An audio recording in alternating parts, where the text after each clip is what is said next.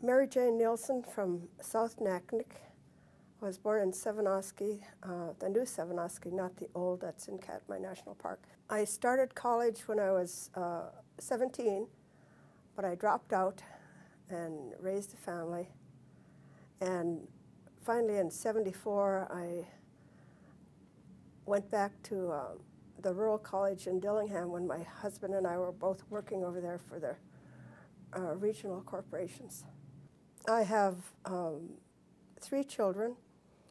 They're all in their 40s now, and 7 grandchildren and 4 great-grandchildren. And I remember when I was going back to school, I started taking classes on teleconference, and one of my grandsons came in and said to his friend, we have to be quiet now because Grandma's going to college." So I really got a kick out of that. But I didn't really get serious about getting a degree until I was probably in my 50s, because I needed the paper. Anyway, I got back to school and got my associates in '97, and then went back and got my bachelor's in '99. In 2000, I enrolled to the newly developed master's program with the rural development. Graduated from master's program in 2005.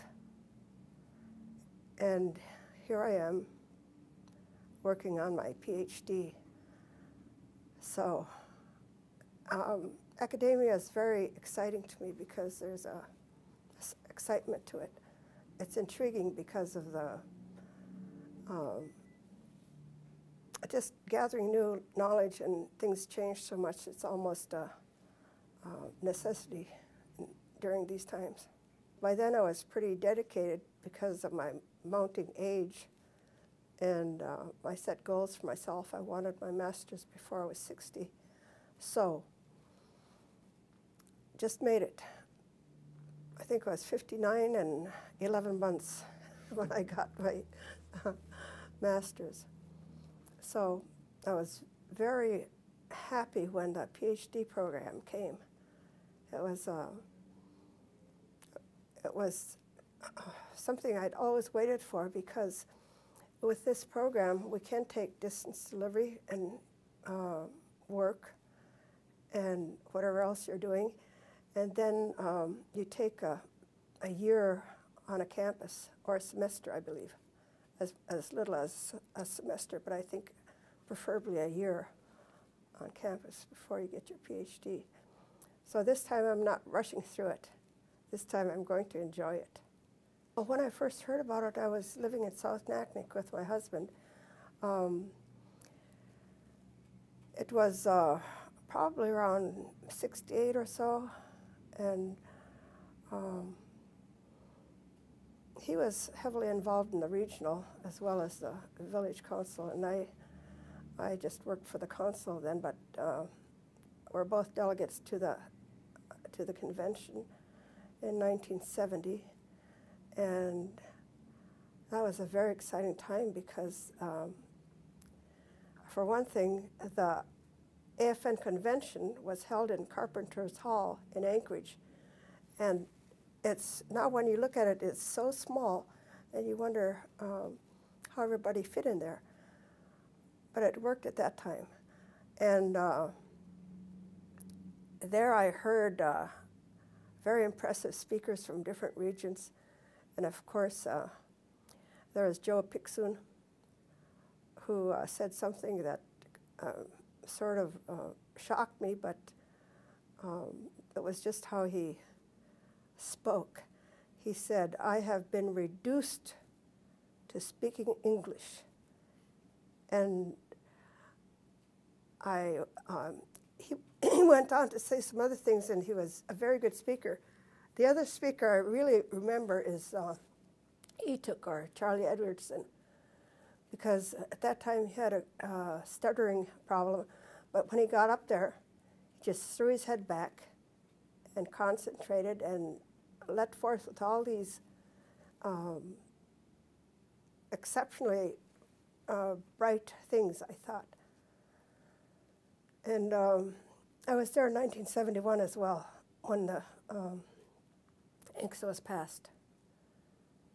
It was at, we were all assembled at what used to be Alaska Methodist University. I remember that there was dissension in the ranks of AFN at that time. When the vote came finally, Arctic Slope did not support AFN. And there are a few people that in the villages that didn't support it in Bristol Bay.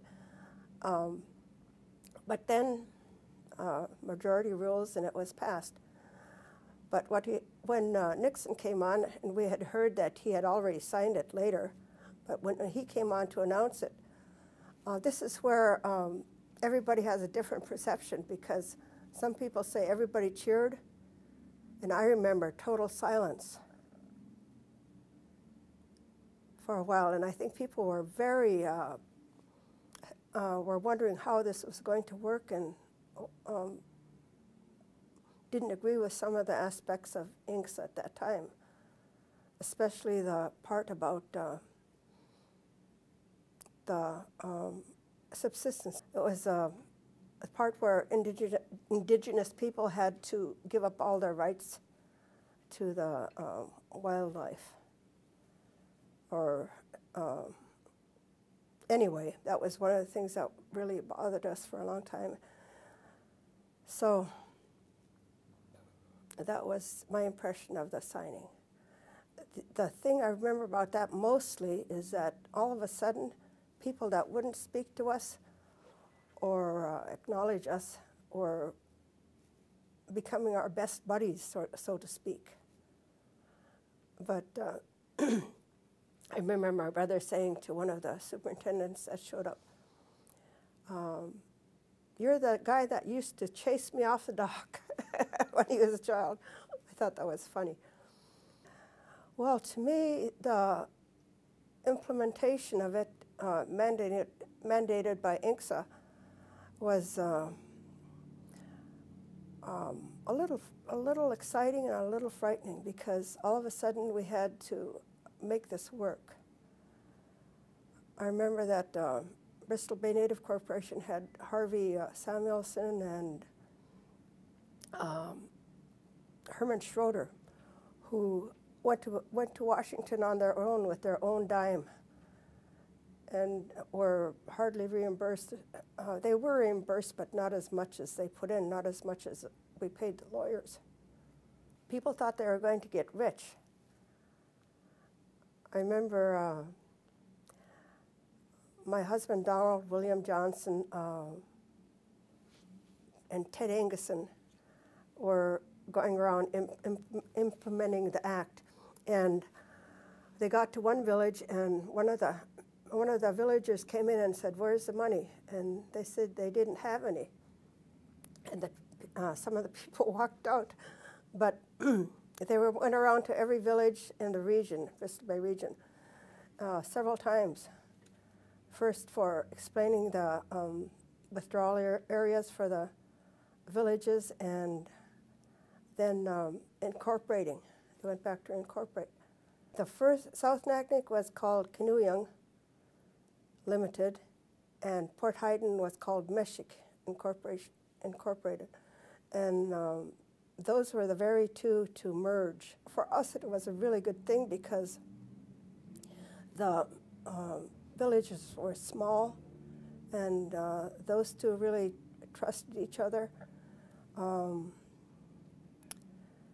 It was because the capital wasn't there at the time if you were going to do this all by yourself. So if you had a merger, then you can consolidate your money and your land and administrative costs, lawyer costs, that sort of thing. Then it was first called Peninsula Management, with Alaska Peninsula Management, with Port Haydn and South Naknek, or Meshik. And canoeing. And then Ugasha came on in 1980.